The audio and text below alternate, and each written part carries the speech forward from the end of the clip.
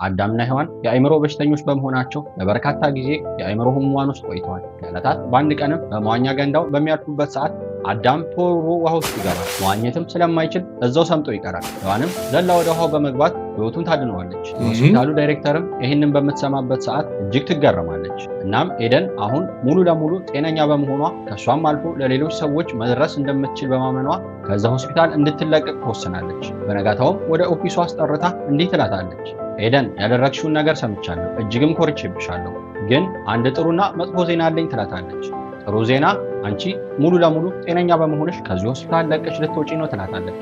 የሚያሳዝነው ዜና ግን አዳምን ትናንትና ከገንዳው ውስጥ አውጥተሽ ብታደኙም በገመድ ተንጠልጥሎ ህይወቱን አጥፍቶ አገኘነው ትላታለች። ሔዋንም ፈገግ ብላ እየተመለከተቻት አዳምን ነው እንዴ?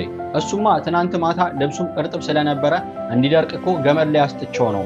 ግን በቅርቡ ስትይ በዚህ ሳምንት እለቀቃለሁ ማለት ነው ብላ አይኗን እያየች ጠየቀቻት። የሆስፒታሉ ዳይሬክተርም እዛው ባለችበት ደርቃ ቀረች።